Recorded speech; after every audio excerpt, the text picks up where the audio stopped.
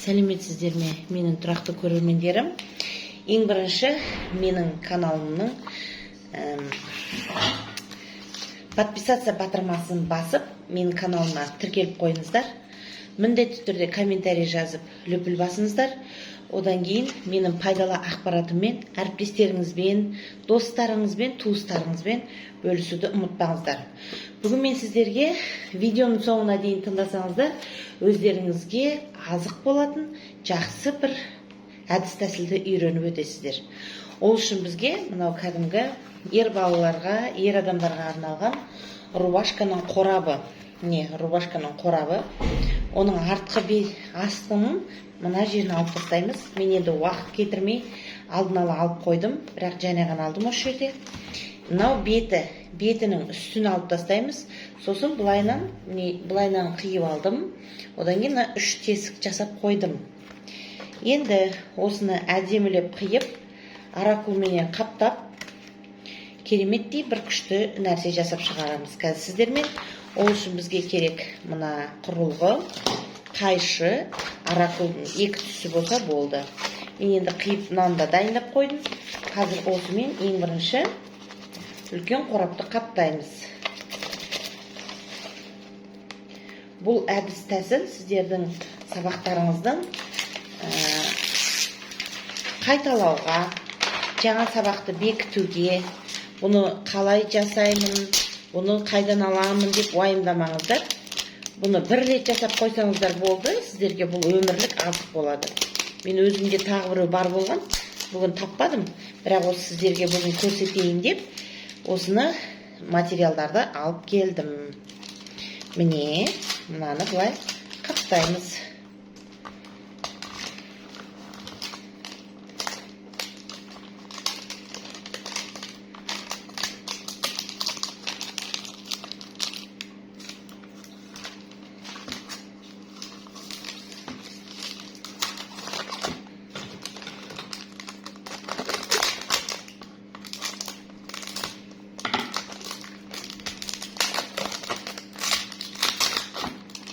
Бұны жасау үшін көп уақытта керек жоқ.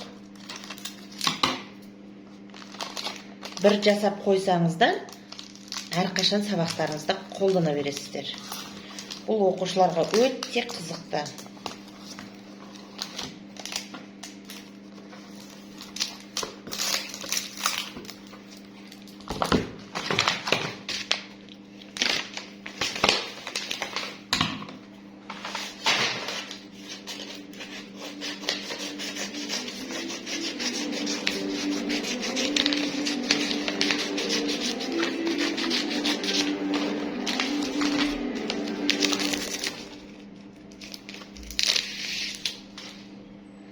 Міне, онша болмай қалған жерін өстіп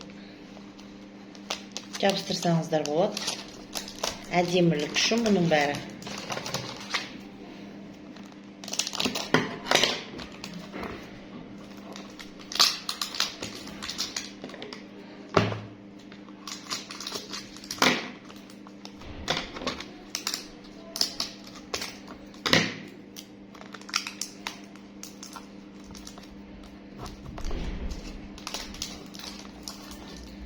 Міне, мына жағын жасап қойдық.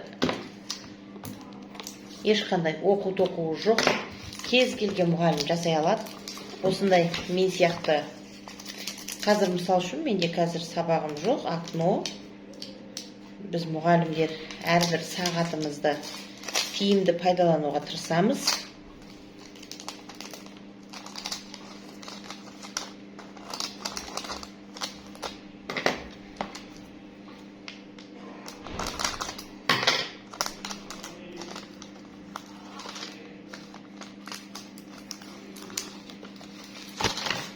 Міне, әп-сәтте менің ішкі қорабымның іші дайын болды. Егерде бүйтіп жалбырап, шеті жаман болып тұратын болса, оны әдемілеп аракулмен қаптап аласыздар. Міне, Мен өз жерім жаман болып тұр екен. Оны бүйтіп қаптап аламын. Мінекейіңіз, менің қорабымның іші дайын болды. Енді бізде сырты қалды. Сыртын мен мына жерін жаңа айттым, 3 тесік дайындап әкелдім. Оны міне А4-ға мөлшерлейміз. Өйткені біз болашақта осы А4-ді міне А4-ді ішіне салған кезде ол 3 домалақтан біздің сабағымыздың міне осылайынан мөлшерлесеңіздер болады. Болашақта біз мынаны тартқан кезде мына оқушы сиқырлы таяқшасын мына жерге қойған кезде, мысалы, сіздің тапсырмаңызды былай тартып алатынға керек болады, иә? Оны тағы да түсіндіріп өтем. Әзірге қорапшамызды дайындай берейік. Жаңағы сары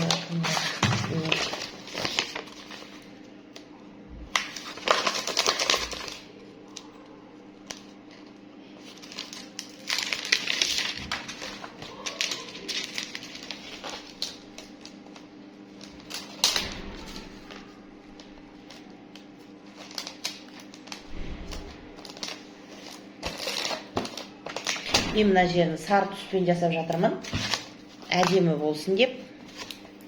Қазір басқа жерлерін ақ түспенен жабыстырамын.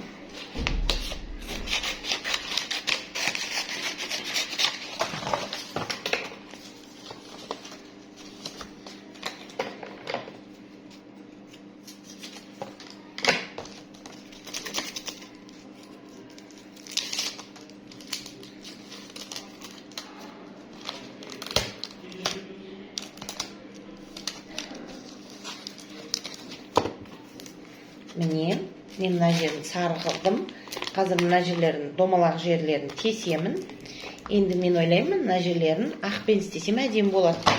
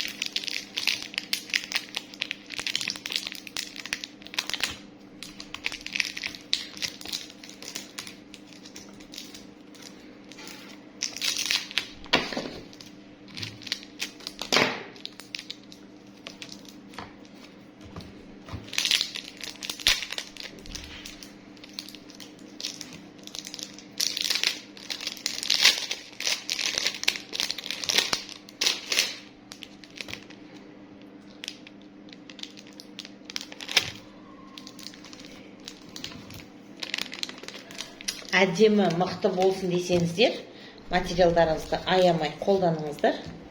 Өйткені бұл сіздерге бір-ақ рет пайдаланбайсыздар. Бұны бірнеше жыл пайдаланасыздар. Мен өзімде бар болған, бүгін іздеп таппай келдім. Оның жоқ болғанда жақсы болды. Сіздерге осыны көрсету үшін. Міне, мен уже бір жақ қабырғасын әдемілеп қойдым. Міне, беті былайынан шығып жатыр. Екінші жағын жасауға тырысамын. Қазір міне екінші жағында мен ақ ара қылмай жасап жатырмын.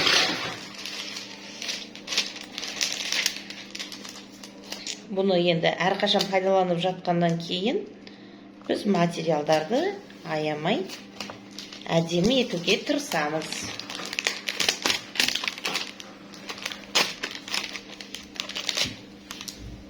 Ешқандай уақыттарыңызды да алмайды. Ешқандай қаражатты да, сондай керемет қаражатты да керек емес.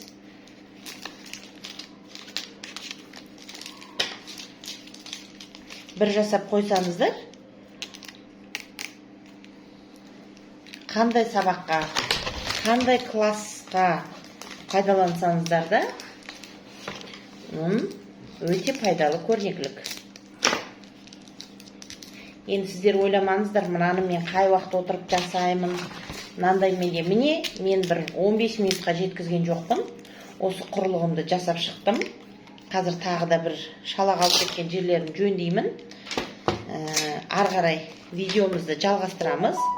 Және қалай қолдану керек екенін мен сіздерге екінші бөлімде айтып түсіндіремін. Әзірге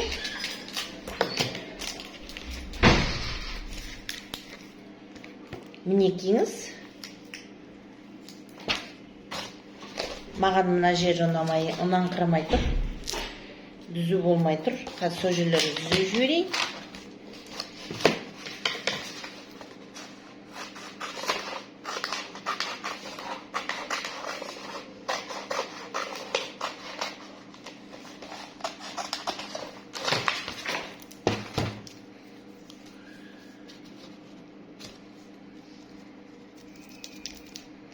Әдемілікке, оқушыларыңызды еңбекқорлыққа, енді осындай бір әсіресе қыз балалар осындай бірдеңелермен айналысса, өздеріне жақсы. Кейін мінекейіңіз, мен мына жерді әдемі қылып қойдым. Өйткені мына жер жаңа кішкене қисық болып кетті. Енді тағы да әдемі қылуға тырысайық.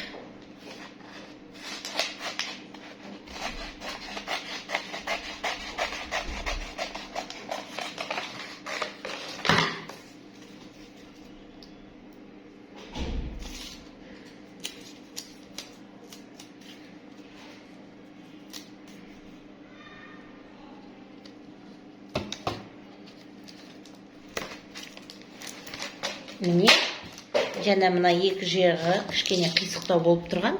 Енді мен оны дүзеттім. Енді қазір мен мына жерін кішкене әдемілеймін.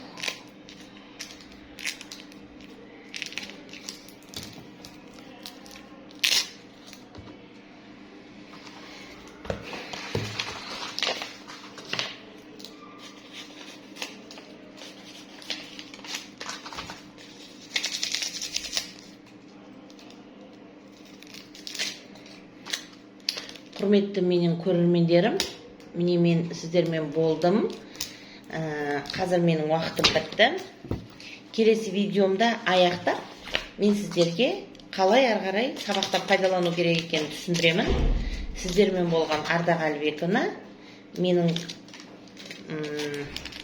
каналыма жазылып, қызықты ақпараттармен, әдемі көрнекіліктермен бөлісуді ұмытпаңыздар. Әзірге сау саламатта болыңыздар.